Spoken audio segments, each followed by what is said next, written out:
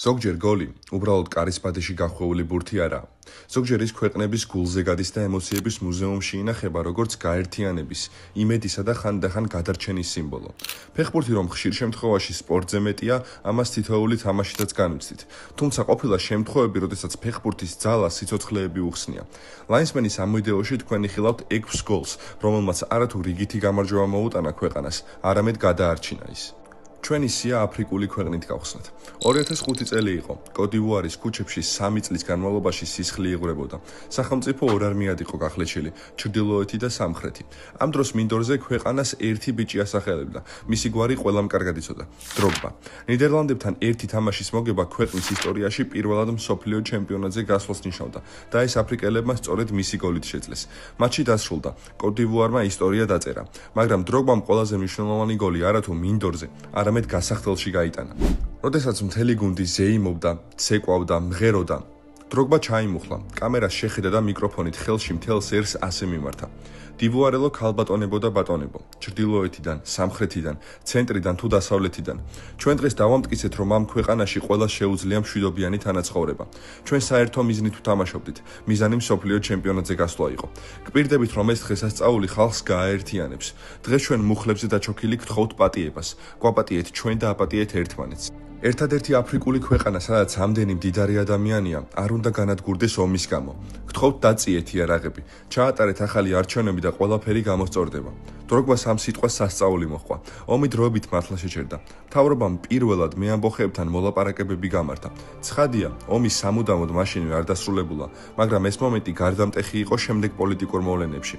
დროგბა ლეგენდარული ფეხბურთელობიდან ეროვნული გმირი გახდა. კაცი, რომელმაც სამშობლო ფეხბურთით გადაარჩინა. ისიც აღსანიშნავია, რომ დიდიე დროგბას კარიერის დასრულების შემდეგაც არ შეუწყვეტია სამოქალაქო აქტივობები. მეორე ისტორიულ გოლზე სანამ გადავიდოდეთ, გთხოვთ რომ ავიყვანოთ ეს ვიდეო 2000 ლაიქზე და გამოვიწეროთ არხი. ესპანეთი, ქვეყანა რომელიც საუკუნეზე მეთხანს იყო გახლეჩილი. ომი, ფრანკოს დიქტატურა, კატალონიელი და მადრიდის ძმების დაპირისპირება. 2010 წელს იქ სერიოზული კრიზისი იყო, რამაც ქვეყნის ეკონომიკას საგანგაშო შედეგები და ზიანი მოაყენა. თუმცა, ნებისმიერ ესპანელს რომ გკითხოთ, რა ახსოვთ ყველაზე ნელ 2010 წლიდან, იმ ჯადოსნურ საღამოს გაგახსენებენ ინიესტას 116 წუთზე გატანილი გოლით მსოფლიო ჩემპიონატი რომ მოიგეს. დამარცხებული გუნდი იქაც ნიდერლანდების ნაკრები აღმოჩნდა. ქუჩებში კატალონიელები, მადრიდელები და ანდალუსიელები ერთმანეთს ეხვეოდნენ. მოიგო მსოფლიო ჩემპიონატი, თან მოიგო ასე 116-იანი უგოლო ფრის შემდეგ გაიტანო გოლი. ეს ძალიან ემოციურია. აღარც კრიზისი ახსოვდა არავის და აღარც გაყოფილი სამოქალაქო ინტერესები. ამ გოლმა მხოლოდ თასი კი არა, ერთიანობა მოიტანა. ესპანეთი დიდი ხნის შემდეგ პირველად გახდა ერთი ქვეყანა. შემდეგი ამბავი ზამბიის ნაკრებს ეხება და ყველაზე ტრაგიკულია. ყველაფერი 1993 წელს დაიწყო, როცა 27 აპრილს ზამბიის ეროვნული გუნდი სენეგალში მიფრინავდა მსოფლიო ჩემპიონატის საკვალიფიკაციო მატჩის ჩასატარებლად. ნაკრები სამხედრო თვითმფრინავით გაემგზავრა, რომელიც სამხრეთ აფრიკასა და გაბონში საწვავი შესავსებად გაჩერდა. გაბონის ტერიტორიიდან აფრენის შემდეგ კი თვითმფრინავი ატლანტის ოკეანეში ჩამოვარდა. დაიღუპა ბორტზე მყოფი 30 ადამიანი. 18 ფეხბურთელი, ზამბიის ოქროს თაობა, რომელიც მაშინ აფრიკაში დიდ ძალად და ერთ-ერთ საუკეთესო ნაკრებად მიიჩნეოდა. მიუხედავად ამ საშინელი ტრაგედიისა, ზამბიის ფეხბურთის ფედერაციამ მალევე დაიწყო ნაკრების ხელახლა ჩამოყალიბება, კარიერა დამთავრებულდა ახალგაზრდა მოთამაშეებზე დაყრდნობით. გუნდის კაპიტანმა კალუშა ბავალიამ, რომელიც ტრაგედიის დროს ევროპაში იყო და ავარიას გადაურჩა, უდიდესი როლი ითამაშა ნაკრების აღორძინებაში. 1994 წელს არასრულ ერთ წელიწადში ზამბიის სახეცვლილი ნაკრები იმ დაღუპული ფეხბურთელების ხსოვნის სახელზე აფრიკის თასის ფინალში გადის. წარმოგიდგენიათ, გუნდი, რომელიც არ არსებობდა ერთი წლის წინ ფინალშია. იქ ნიგერიას დაუპირისპირდნენ, რომელიც ძალიან ძლიერი გუნდი იყო და დაღუპულებს ერთი გოლიც მიუძღვნეს, მაგრამ არ იყო ეს საკმარისი და 2-1 დამარცხდნენ. მიუხედავად წაგებისა, ზამბიის 1994 წლის ნაკრები გახდა იმედისა და რწმენის სიმბოლო საფეხბურთო სამყაროში. მეოთხე გოლი ჩვენ სიაში ქართულია, ძალიან ახლო წარსული, 2024 წლის 26 მარტი, ხო ალბათ გამოიცანით კიდეც. საქართველოს წლებია სუნთქვა უჭირს. მოდი ერთ ქვეყანას არ ვახსენებ. ასევე უჭირს გაყოფის გამო, მემარცხენეები, მემარჯვენეები. ქვეყანა, რომელიც საკუთარ თავს ეჩხუბება, მაგრამ იმ ღამეს დაპირისპირება არ არსებობდა. 90 წუთი დაძაბულობა, დამატებითი 30 წუთიანი სიჩუმე და ბოლოს პენალტების სერია. კვეკესკირის ბოლო დარტყმა და საქართველოს ევროპის ჩემპიონატზე, ისტორიაში პირველად. დინამო არენა დაინგრა, მეც იქ ვიყავი. 60,000-მდე აცრემლებული ადამიანი ერთმანეთს ვეხვეოდით. ქვეყანა ზეიმობდა, არავინ კითხულობდა ვინ ვის უჭერდა მხარს, არავინ ლაპარაკობდა ომზე და მშვიდობაზე. იმ ღამით მხოლოდ საქართველოს არსებობდა. ფეხბურთს ჩვენ სამშობლოში ყოველთვის ჰქონდა ხალხის გაერთიანების ძალა.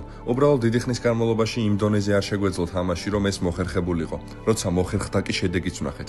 ევროც ბრწყინვალედ ჩავატარეთ და სენსაციებიც მოვახდინეთ. თუმცა სამწუხაროდ იმის მაგალითებიც გავხდით, რომ ფეხბურთის მიერ მონიჭებული ერთობა ქვეყნისთვის სამუდამო არ არის. შემდეგი ფეხბურთელის ისტორია ჩემი ფავორიტი და ყველაზე უნიკალურია. 90-იანებში ლიბერიას ომი ამგრევს. ამ ფონზე ლიბერიელი ჯორჯ ვეა მსოფლიოში ერთ-ერთი საუკეთესო ფეხბურთელია. თამაშობს მილანში და იგებს ყველაზე მაღალი ხარისხის ინდივიდუალურ ჯილდოს, ოქროსფურცს. ევროპაში განათებული თვალებისა და კომფორტული ცხოვრების მიუხედავად, ვეას არასდროს დავიწყებია სამშობლო, სადაც დაიბადა ღარიბულ უბანში და ბურთად რამდენიმე გადახვეულ წინდას იყენებდა. როცა ლიბერიის ფეხბურთის ფედერაციას ჩამონგრეული ეკონომიკის გამო თითქმის არაფრისთვის საკმარი ფული არ ჰქონდა, ჯორჯ ვეა გუნდის პირადი სპონსორი გახდა. მისი ფულით ნაკრები მიფრინავდა თამაშებზე, მისივე ჯიბიდან იხდიდა მოთამაშეთა ხელფასებს, ფორმების, სასტუმროების, კვების საფასურს. ბოლოს კი როცა მწვრთნელიც ვერ შევა გუნდმა, მანითავა ეს პასუხისმგებლობა და 2002 წლის მსოფლიო ჩემპიონატის შესარჩევ შეხვედრებში იგი ფეხბურთელი და მწვრთნელი ერთად იყო.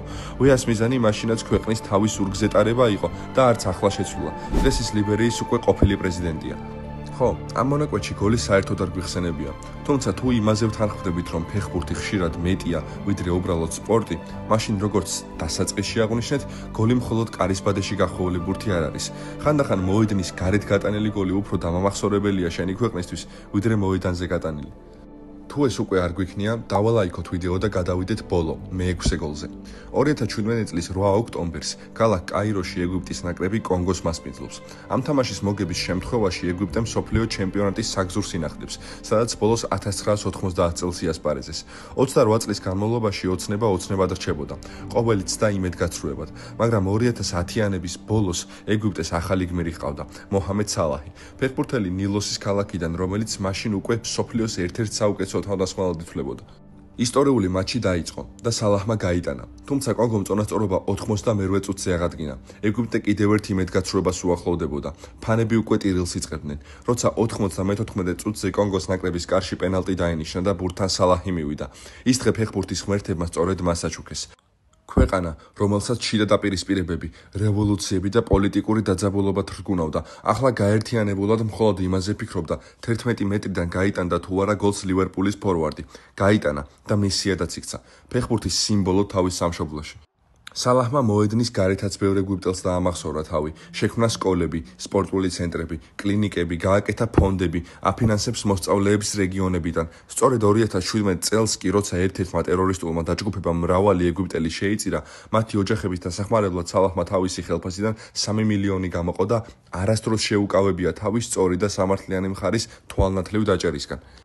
გინდეს პოლიტიკური ყოფილიყო და გინდა უბრალოდ სამოქალაქო პასუხისმგებლობა, რაც ძალიან ფასობს დღევანდელ სპორტსმენებში.